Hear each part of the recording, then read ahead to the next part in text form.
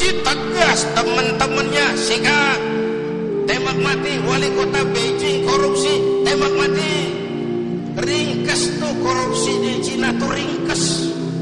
Padahal negaranya besar, rakyatnya 1,5 miliar. Rakyatnya 1,5 miliar.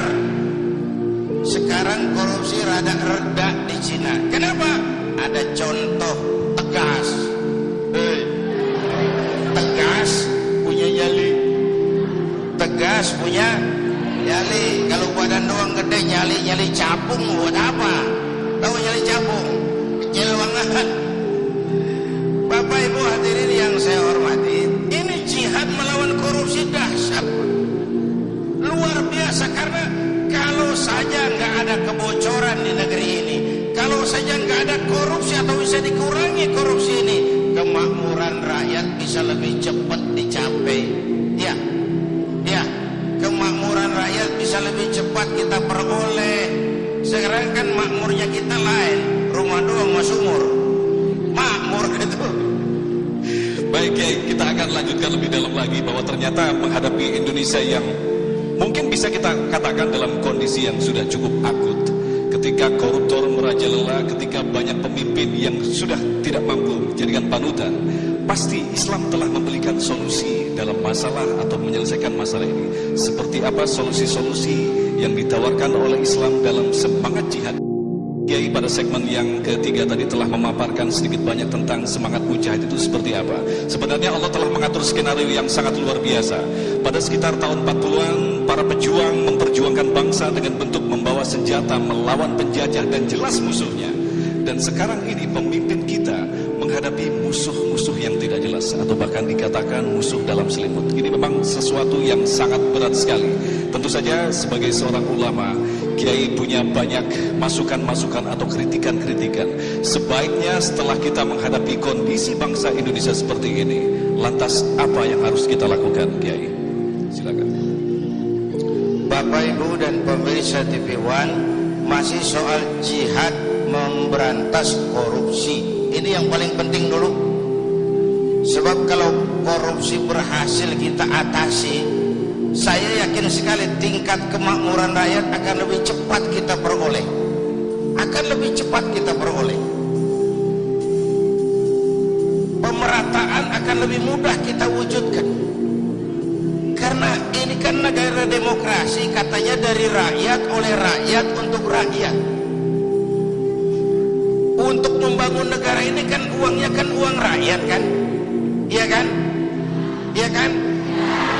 Kan yang bayar pajak kan kita kan? Yang bayar PBB kan kita kan? Uangnya dikumpulin oleh pemerintah untuk bangun negeri ini. Digeragotin sama tikus-tikus. Tikusnya sekarang pada pakai dasi. Ngantornya di mana-mana. Ini jihad yang sangat besar menurut saya. Bapak Ibu hadirin yang saya hormati, tanpa memberantas korupsi, membiarkan korupsi berjalan, sama aja kalau orang Bekasi bilang nimba kagak dibendung. Bagaimana mau kering kalau nimba nggak dibendung itu? Maka korupsi, dulu korupsi katanya di bawah meja, sopan malu-malu. Kemudian maju korupsi di atas meja, terang-terangan. Sekarang meja-mejanya dikorupsi. Bukan lagi atas meja, bawah meja, meja-mejanya disikat sekalian. Dan celakanya di mana-mana tuh tukang sunat merajalela. Tukang sunat turun ke bawah sunatin, turun lagi sunatin, turun lagi sunatin, nyampe ke rakyat ujungnya doang dikit banget. Kebanyakan tukang sunat. Yang disuruh ngurus beras, nimbun beras. Yang disuruh ngurus laut, jadi bajak laut. Yang disuruh ngurus hutan, rame-rame jadi orang hutan. Yang disuruh ngurus hukum, malah bikin hukum kayak pisau. Orang jadi nggak takut, hukum nggak berwibawa. Mestinya kalau kepolisian, kejaksaan, kehakiman bekerja bagus, KPK nggak perlu ada. Ya, itu kan ad hoc. Dibentuk KPK karena kinerja satu saat KPK nggak perlu kalau polisi, jaksa, hakim kerjanya cakep. Ya, ya. Ini kan negeri kita udah kebanyakan tim ini. Muncul masalah, bukan diselesain, bikin tim. Urusan kagak rapi, tim bikin banyak. Bapak Ibu hadirin yang saya hormati, oleh karena itu setiap kita punya tanggung jawab moral, paling tidak mencegah diri kita jangan ikut dalam korupsi pada tingkat kita masing-masing. Itu yang pertama saya kira, jihad menghadapi korupsi. Yang kedua, jihad melaksanakan amar ma'ruf nahi munkar. Ini penting, sebab kalau yang ma'ruf jalan, yang munkar jalan. Yang munkar itu mengundang murka Allah. Kalau murka Allah turun, bencana nggak nimpa yang zalim saja, yang baik-baik kena jatahnya. Saudara makan nangka kena getahnya, itu resiko. Saudara nggak makan nangka kena getahnya, itu sial namanya. Kan nih sekarang nih di masyarakat ada nih orang kalau dibilangin ngomongnya begini, biarin aja, yang mabok gue, yang judi gue, pakai duit gue main di rumah gue, urusan apa sama orang? Yang zina gue, yang bayar pelacur gue, mau enak mau penyakit urusan gue, lu ngapa jadi repot?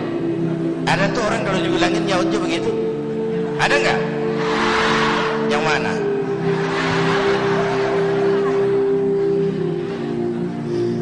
Saya kasih contoh lagi yang enak. Di tengah hari panas begini, makan jambu air enak gak? Nah, naik ke pohon jambu, sampai sama tengah pohon, semut api gigit, gatal panas. Kita tengok, gile banyak juga lagi semutnya nih.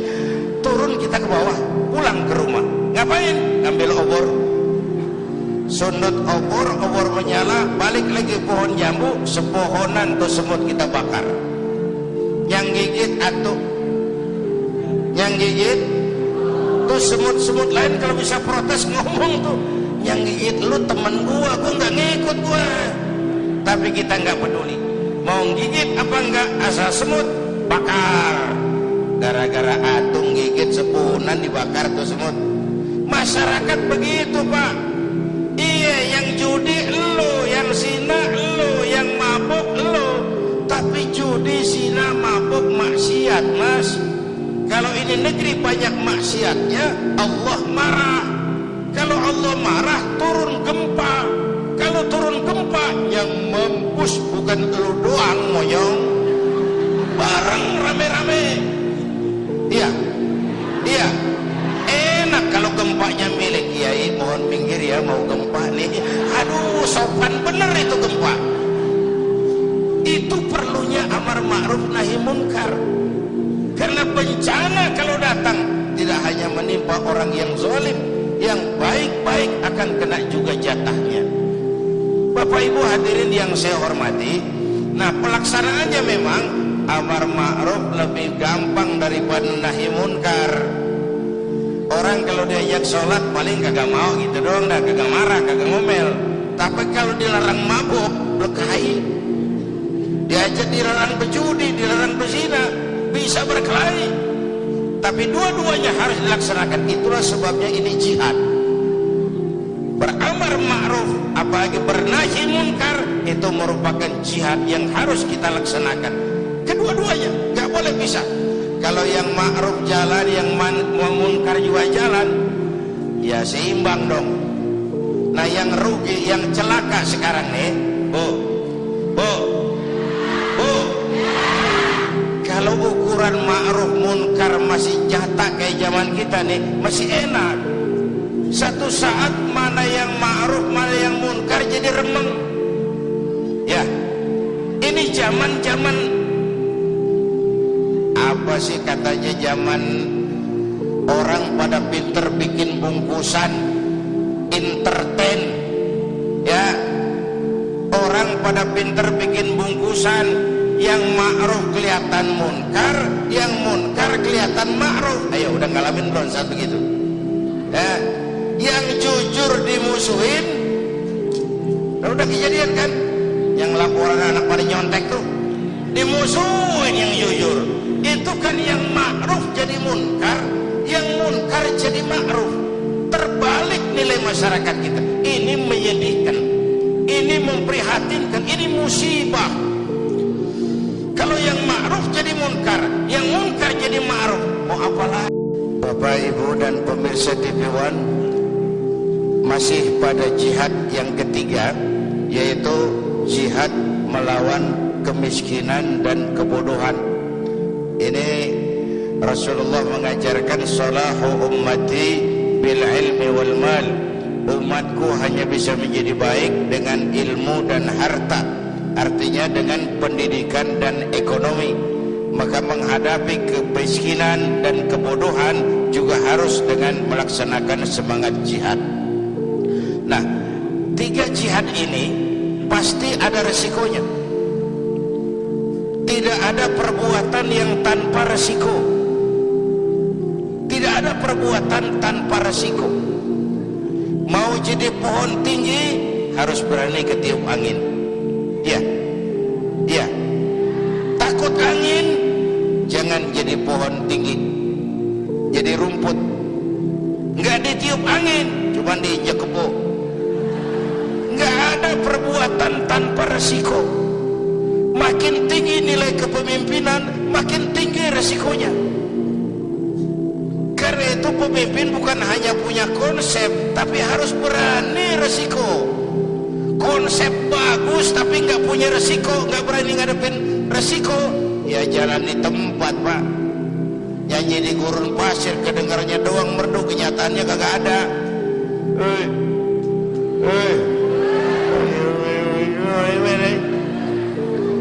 Konsep bagus tapi nggak berani resiko, nyanyi di gurun pasir, merdu tapi nggak ada yang dengerin, nggak ada hasilnya. Kalau ngambil contoh dari baginda Rasulullah Sallallahu Alaihi Wasallam, beliau itu pertama sejak kecil ditempa oleh kesulitan. Lahir ke dunia nggak sempat lihat bapak. Umur 6 tahun ditinggal emak. Umur 9 tahun ngangon kambing. Remajanya nggak dikolokin.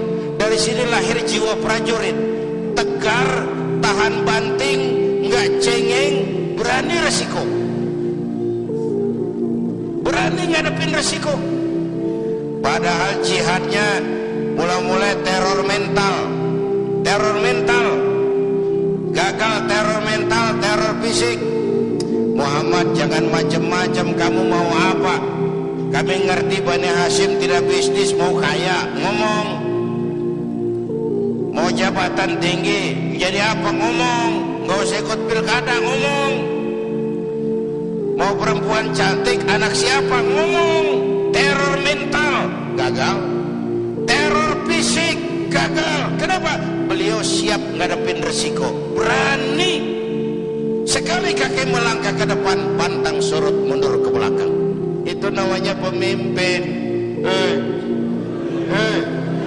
Jangan cuma ngatur penampilan pemimpin mah, berani resiko.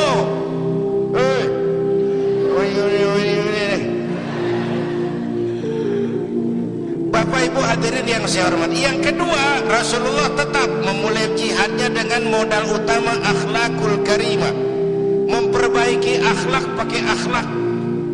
Budi pekertinya luhur, dipuji oleh Allah, wa innaka la'ala khuluqin azim.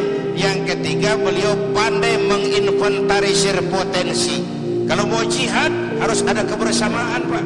Coba lihat, Nabi punya Umar bin Khattab, Nabi punya Abu Bakar, Nabi punya Ali, Nabi punya Utsman. Ada penyandang dana kayak Utsman, ada jenderal kayak Umar, ada orang tua bijak kayak Abu Bakar Siddiq, ada anak muda intelek kayak Ali bin Abi Thalib, ada wanita budiman kayak Khadijah. Membangun kebersamaan karena masalah yang kita hadapi sangat besar, perlu kebersamaan.